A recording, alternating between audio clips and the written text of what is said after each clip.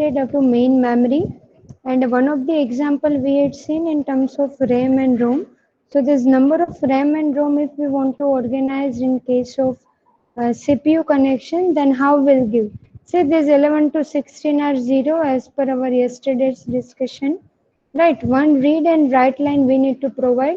Here total 4 RAM we want to connect and 1 ROM. Okay, data bus is connected bidirectional except with ROM. Why? Because ROM is only able to read the data.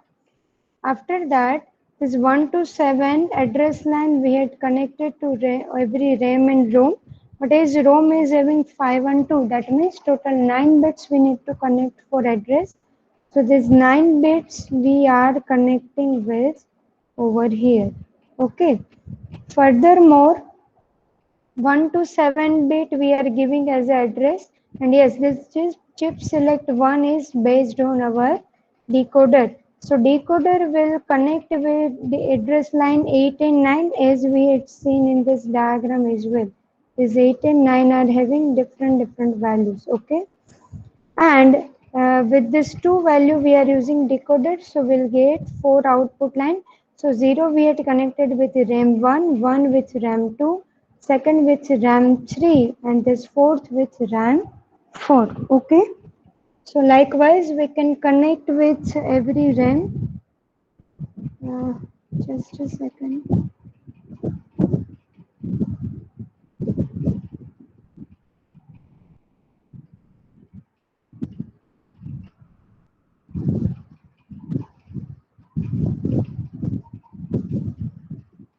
Okay, right, and likewise we are able to get fetch data from the memory as well as to the memory. Okay, so this is the way illustration of this example that how all RAM will internally communicate with the CPU.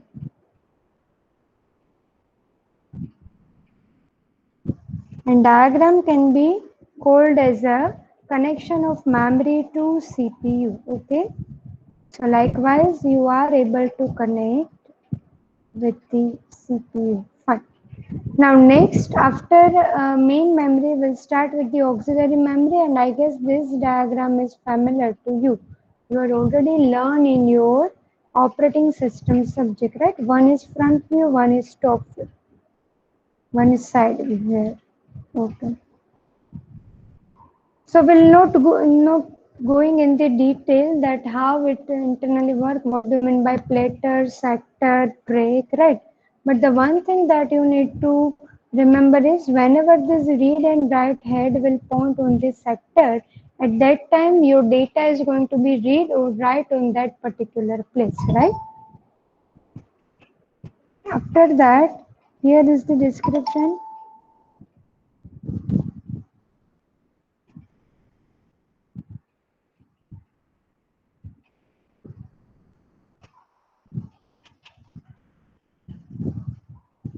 Nothing new we had written. You can write down description even in your own language as well. And a second types of auxiliary memory that we can consider is a magnetic tape in form of cassette, right? We are storing data, we are retrieving, but yes, retrieval cannot be done in a cannot be done in a parallel manner. Only we need to have sequential execution, right? Well, not able to get any data as per our wish. Those data are in a continuous manner that can be accessed only. Yes, and one more announcement. From 11 to 1, we are, I guess, A batch is having uh, HCDLM, right? But now it is converted, today it is converted in the operating system, and Harsher will take it, okay? So you can consider this change as in operating system. Some topics are pending, so sir will take. Okay, getting ABET students.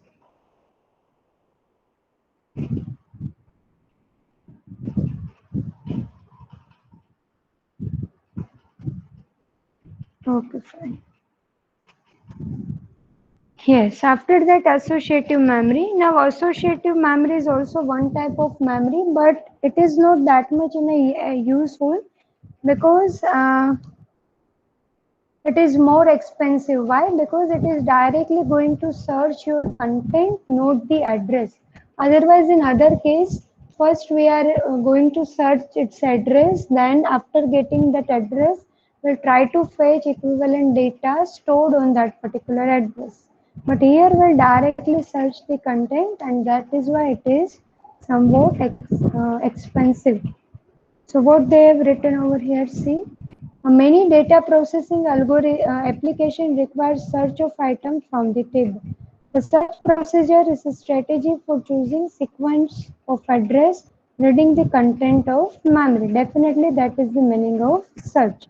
Many search algorithms have been developed to minimize the number of access while searching of an item in a random or sequential access of memory. So definitely it is in a demand. So we have tried to we have tried to open so many algorithm based on this. The time required to find an item stored in a memory can be reduced by searching content or data itself rather than the address. So definitely it is very less expensive if we're able to search direct content. A memory unit accessed by content is called as associative memory content or content addressable memory. Okay. So the memory which is used to store this data or used to directly access the content, that can be treated as a content addressable memory. So this content addressable memory is more expensive than a RAM. Why? Because each cell must have storage capacity as well as logic circuit for matching its content with external argument. So as here we require these extra circuits, that is why it is expensive as compared to RAM structure. So, associative memory are used when the search time is very critical and must be very shortened. So, only at that time we can use this particular organization, right? So, here in the argument register, we are specifying our data. Key register is having some specific key using which we are trying to map our data. So, argument register is having m number of words, each having n number of bits, right? And whatever data is going match, that data we are storing over here. Total m word it can able to store, right? So associative memory capable to store m word having n bits. To read a word from a memory, content part of word specified in this argument register. Those argument register whose corresponding bits are 1 in a register, they will be in a key register, they will be compared with corresponding bit of memory. One more time, those argument register whose corresponding bits are 1 in a key register, they will be compared with corresponding bit of memory. So for example, argument value is having detail like 1011000, and same in the key register, let's suppose 011100. So the bits which are 1 in a key register, only those bits are going to compare in the main memory. So here 011, these three are going to compare in a memory because its corresponding bits in a key register are 1. Other bits are 0. Okay. So likewise, associative memory will work.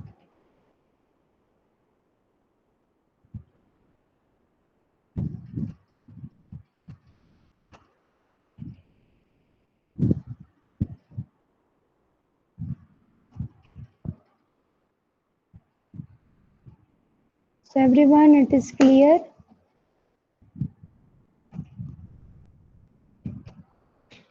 After that, yes, other name of associative memory is content addressable memory, right? So question can also ask like explain content addressable memory or associative memory. Anything can be asked.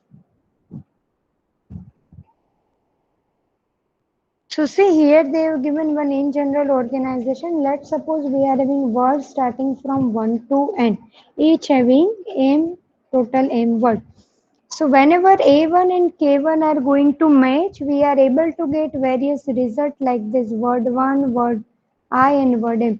But this first suffix that 1, I and M will tell you that what is the word number, and second will give you the count or position of your result. So this result is at a 1st position, this result is at a 8th position, and this result is at a nth position.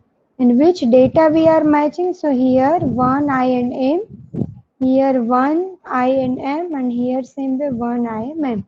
So total M number of word are present having n bits in each. So likewise we are storing whatever matching we are getting using content addressable memory.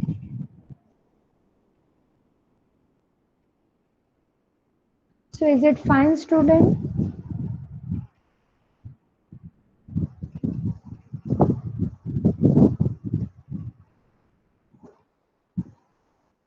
After that, this locality of reference you might knowing in subject of operating system. So what it means? It refers to a phenomenon in which a computer program tends to access same set of memory location for a particular time of period. That means we are accessing some data for some set of time period. For example, you can consider as a loop, as a subroutine, where we are storing some set of line and those can be accessed for some longer time period, right? So that can be considered as a locality of reference. Now, what do you mean by this cache memory? So cache memory is using property this locality of reference, and that makes cache memory system works. Okay. So cache is a fast, small capacity memory that should hold those information which are likely to be accessed. So whenever CPU will demand some data, first it will search in the cache memory. If it is not present in the cache memory, then and then it will be bother to search in the main memory, right? Till that it will not going to search those detail in the main memory. So access time in the cache will be very less. You can consider half of the main memory, right? So based on that, you might have three terminology. One is heat ratio, miss ratio. So this detail as well as example are familiar to you, as this concept is as well as there in your operating system. But in case of formula, here you might using 2TM. So that is fine. Here we are simply considering that our main memory and cache memory at the same distance. So we are not using 2TM. But in operating system, whatever is that is also true, right? But here as in our books, we are simply referring TM. So I had write it down TM, right? So all the memory access are directed first to the cache. If the word is not in the cache, then access cache to provide CPU, right? So if that particular word is already there in the cache memory, then that thing is treated as a CPU hit, because we are getting our data from the cache only. But if the word is not in the cache memory, that will be referred to the main memory. So whenever we need to refer main memory, that is considered as a miss. Okay. So from that we are having this thing hit ratio, that percentage of memory access specified by the cache memory. So from that we are able to identify effective memory access or effective access time in the cache memory. So formula for that, effective access time is equal to heat into time required in the cache memory plus 1 minus heat into time required in the main memory. So here one example they have given, cache time 100 nanosecond, memory time 1000 and heat ratio 90%. So that is like simply 0.9 into 100 plus 1 minus 0.9 into 1000. So we'll get effective access time is equal to 190. So you people are getting, I hope you have done practice on this.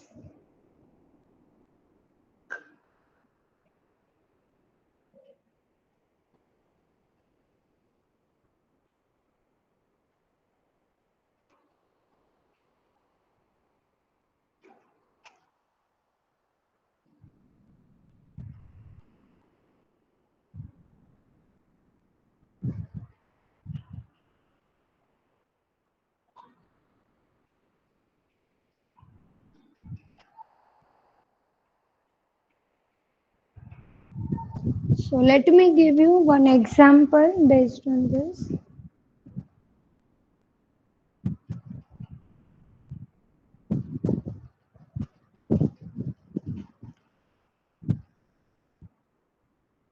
Try to solve this example. This scheme is using translation look aside buffer, right? That word is familiar to you from the operating system.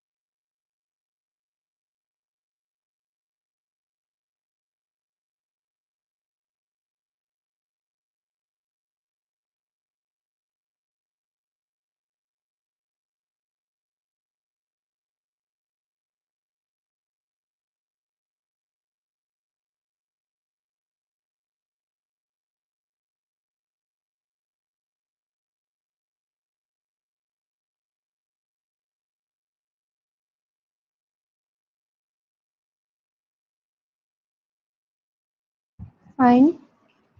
So after that,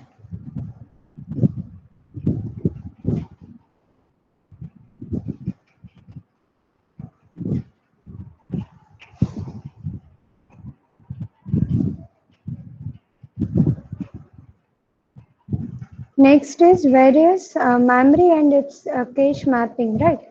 So whenever we need to access some data, cache is using this three type of organization: associative mapping, direct, and set. Now associative mapping is known to you. What we need to do in that case? We simply need to